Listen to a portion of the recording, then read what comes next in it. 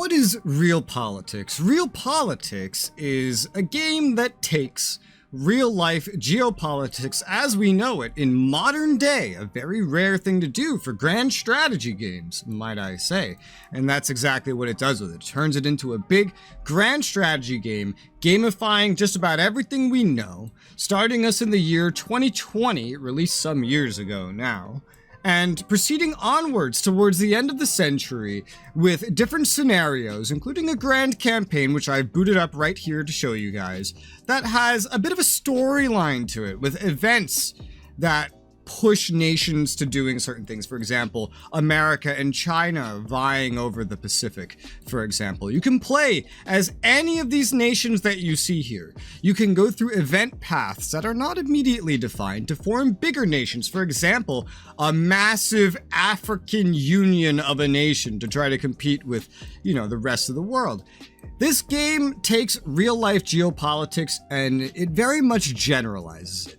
You won't be playing as Spain and then feeling like you're really controlling Spain. Every nation controls somewhat similarly through a bunch of different systems. For example, the political systems that we have over here.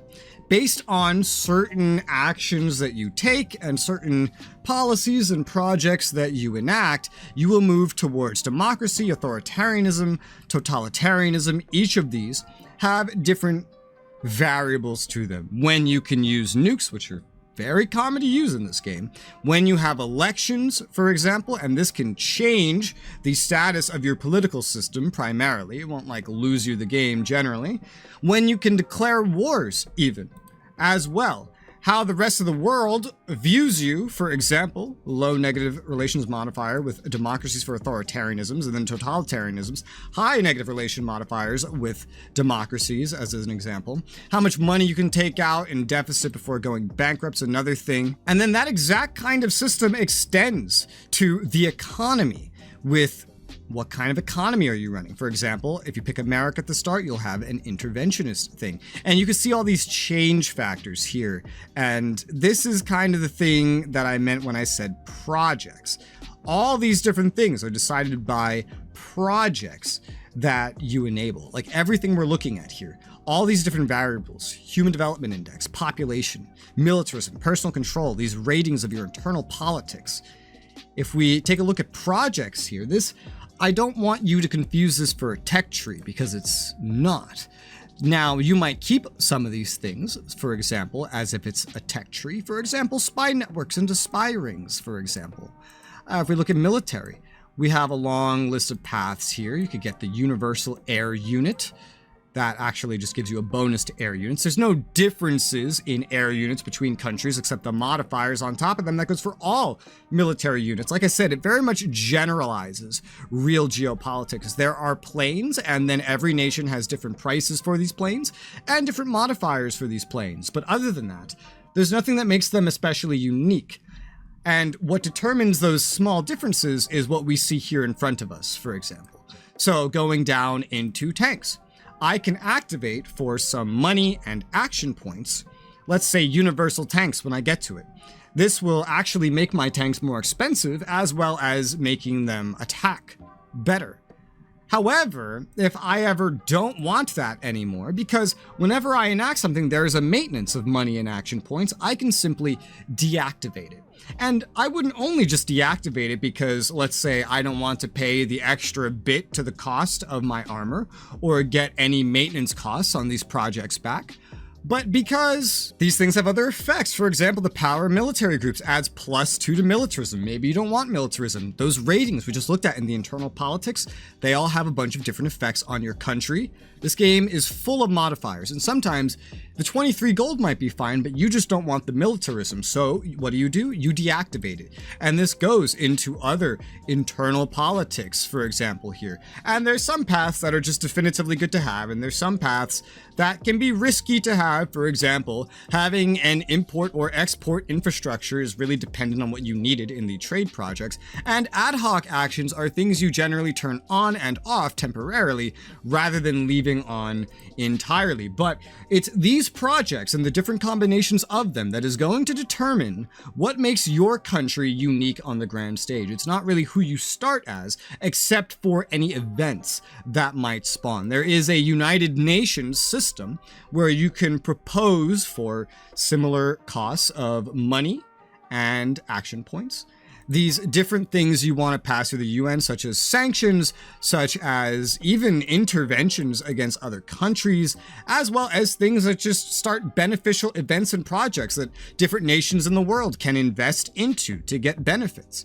The top 12 GDPs, the top everything in this game, also has a lot of special bonuses. Just being number one in score grants you a bunch of benefits as well. So if you're playing as someone like America, Russia, China, you're going to be rushing for score, and score is generated by a lot of things, such as investing in those events, those projects, as I just worded. Maybe projects wasn't the correct thing, but like these proposals, for example, that make events pop up that different nations can go into. And there's some that just come in by time. For example, you can get a event to settle the Antarctic. You can get events to make little underwater civilizations that you invest into. The one who invests the most gets the most out of it, including score, which then grants them other bonuses.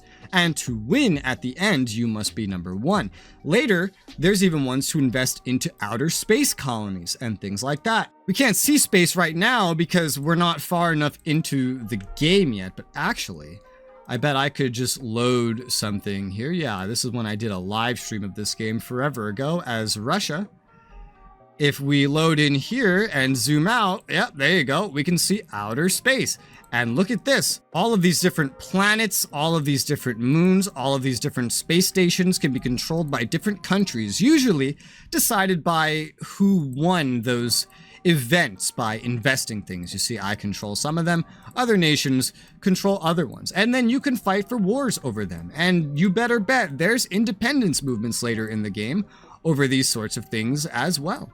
And if we go look at the Antarctic, you could see some of those Antarctic things you can settle. And here's some of those like underwater, like ocean colonies as well, all of which have access to more resources. They have access to benefits, really, in general, some of them more than others. The space ones tend to be pretty minimal because they're so far away they're hard to keep track of. But expanding and getting access to more resources is a very important part of this game. There's especially some that kind of become more important the later you go. For example, you can just like right click into your own territory and invest into things like mining infrastructures, next gen cities, and these give you bonuses, GDP, your score, the population that you can keep somewhere. There's tourist infrastructure, social housing.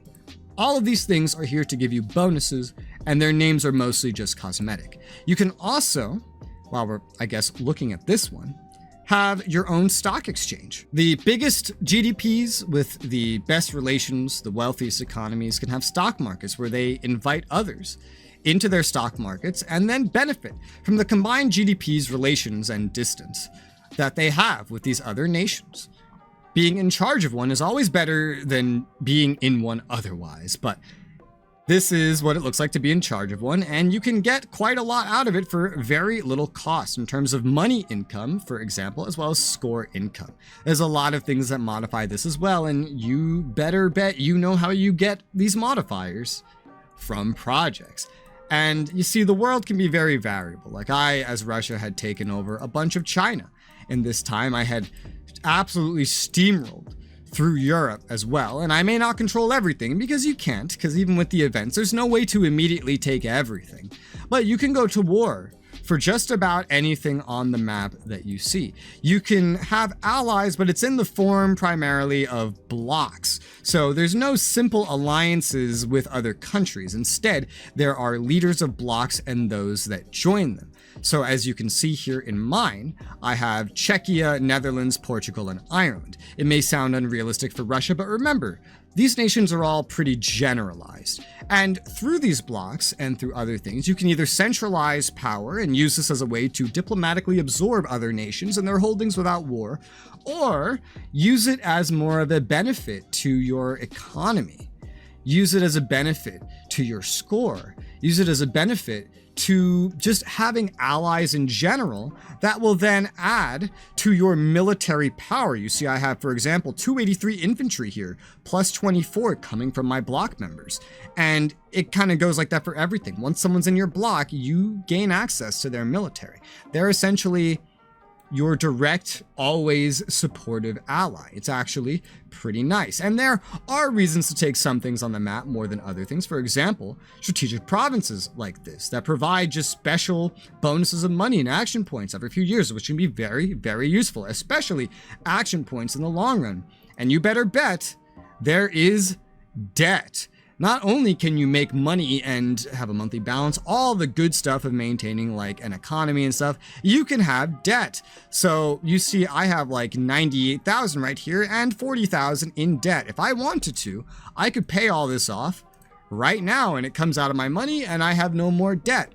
Debt is useful for building stuff and accomplishing your goals in general. There's different ranges to tax, but there's limits based on, you bet, you remember those projects. Maintaining your GDP growth, GDP size, and balancing yourself with the world economy, which you have no control over, but can absolutely tank or bolster your capabilities and the capabilities of just about everybody, depending on what kind of economy you have, as we saw earlier in internal politics, can very much affect how your next decade in this game will go. You see, in this game, I'm up to like 2078 on this save file. I think this is the last time I saved the game before reaching 2100 and actually ending the playthrough. And I don't think I saved it at the end. But this has just about everything that you would want in a modern grand strategy game, except depth. If you're looking for another geopolitical simulator game, another world warfare and economics, another maybe even superpower, this isn't exactly it. This is a grand strategy game, and it is a simpler one. It is one of the simpler ones I have played for sure. It does have a lot of features that you can interact with, such as nukes and all these other things that definitely seem very unique when you haven't played a lot of modern day grand strategy games, because, you know, there aren't many. But even here with separatists, as you see, there are separatists. For example, the moon has a different civilization than me, and so I have to try to convert it. And what does it cost? Money and action points.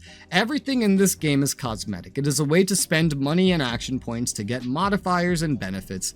Everything is generalized, and that's what you get. This is an indie grand strategy game, and you know what? This is a very fun indie grand strategy game where I can see the United States of Central America become a country, where I can see the African Union Front becoming a nation as well and taking over half of Africa, where I can see all sorts of cool future, potentially probably ahistorical situations that just end up being a lot of fun, where no matter who you play as, there's something cool you can do, and every playthrough is different. If you go in with the right expectations, this is definitely another pretty cool grand strategy game to add to your list. If you're going in expecting the depth and development polish of Paradox Studios making like a modern grand strategy game, you will be disappointed. So what is Realpolitiks? It's an indie grand strategy game. It's a lot of fun. It's one of the only ones really in modern day at this point. And this is only game one of now 3, actually, in a series. I know this is not a review, but this is definitely a game I would recommend, and I plan to make a couple of guides on it to help you guys learn how to play it. For now, though, I hope this short little video has been informative to help you know what kind of game this is and what you can expect to do in it. Thank you guys very much for watching, and I hope I'll see you on the next one.